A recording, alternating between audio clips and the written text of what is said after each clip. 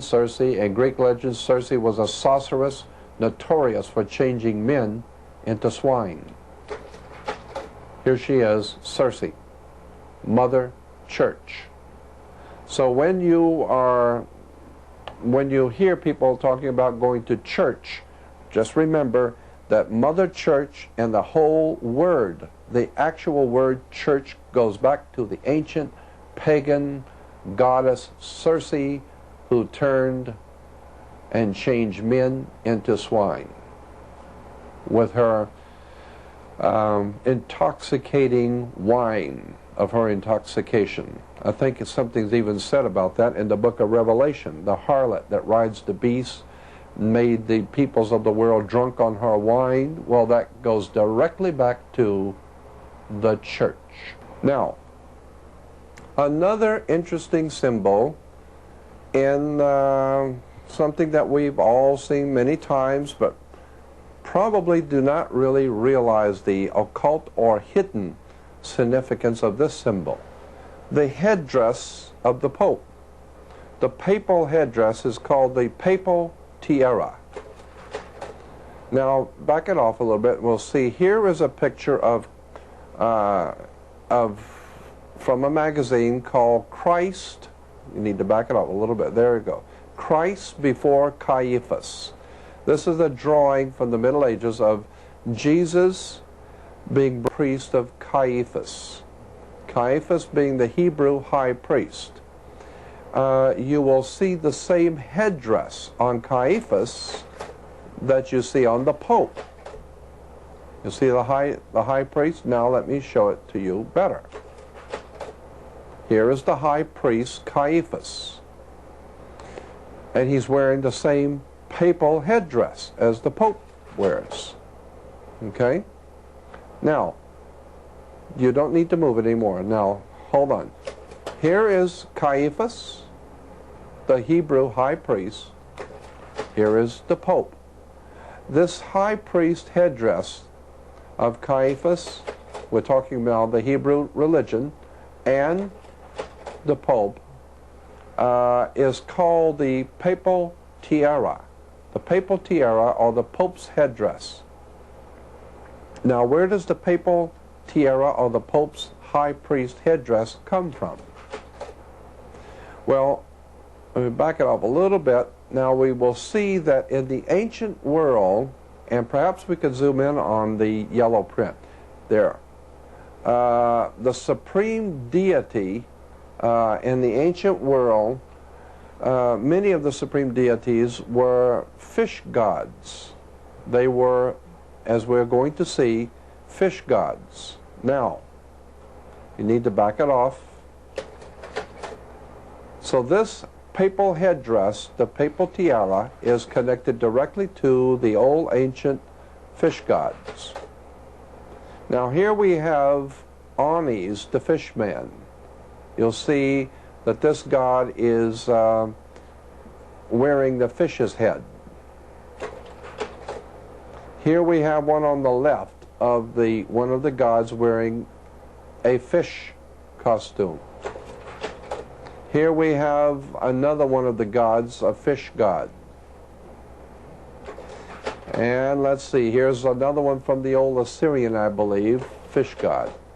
Here we have another one, Dagon. Now Dagon, it's interesting, was the old Phoenician Canaanite deity, Dagon, the fish god.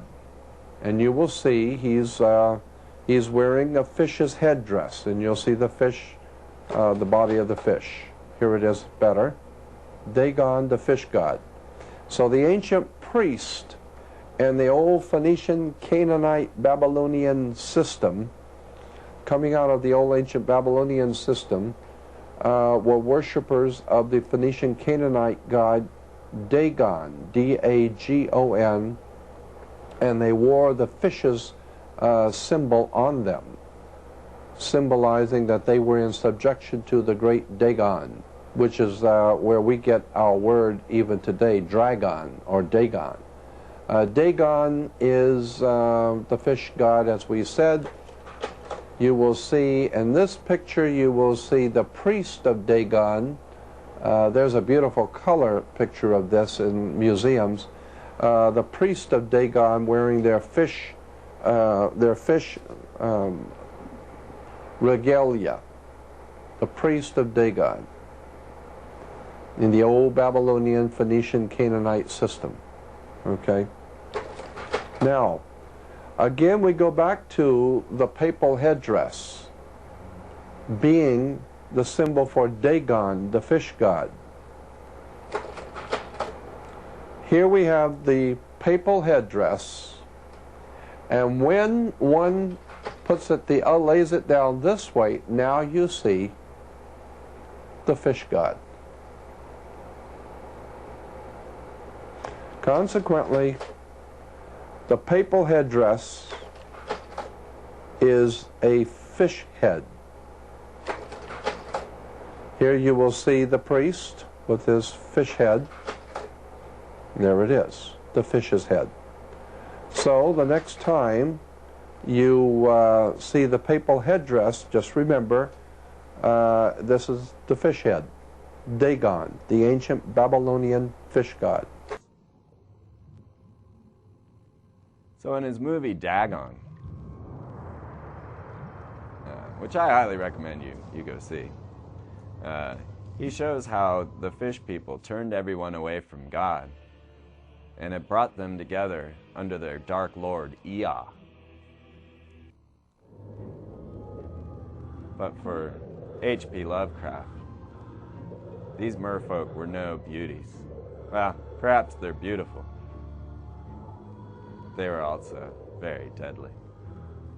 But they would corrupt your soul and take you over genetically, and then bring you down to the dark one in the deep, the one that ever sleeps. So who are these fish people, and why do we keep seeing them? And do they have a connection to our goddess in Sirius? Now check this picture out. This has Isis standing there. Are those fish scales I see? And could we be talking about fish people from Sirius? Because Isis is the Egyptian symbol of Sirius. But Orion, the one symbolized by the phallus, Osiris is a symbol of Orion. So here we have the goddess Isis with her torch, or Columbia, whichever you prefer, on the obelisk. The conjunction of Sirius and Orion has been told to us by Dr. Sala as the progenitors of the earth, as the creating race. Orion is known as the hunter, as well, so was Nimrod of the Bible. Could this explain why we have a phallus in due relation to the capital breast? Because we are a planet that is ruled by beings from Sirius and Orion. Are those fish scales on Osiris?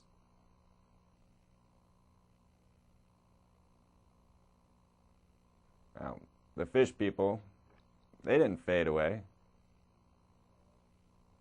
We have not seen 90% of our seas. Now here we have, oh wait, I missed that one. That is Enlil. He's sometimes known as Bel. He's also known as Ea. And he's depicted as having a fish head with human body. Could this be the purpose behind the Pope's hat? Could the Pope be in an unholy allegiance with the fish people? And could these fish people have come to this planet in ancient craft, and hold that one a second, Shag, and generated human beings on this planet in their labs? Now, this picture has been around for 5,000 years. We never could understand. Could it be that they are showing us that they genetically crafted us to be their worker slaves? Now, the interesting thing to note, the difference between apes and humans. Webbed fingers. Humans swim. Humans actually have webbed fingers, webbed toes. Our hair flows with water. Apes, nope. Apes won't jump in the water. Apes won't get anywhere near the water. There's a big difference between apes and humans, and it has to do with aquatic beings.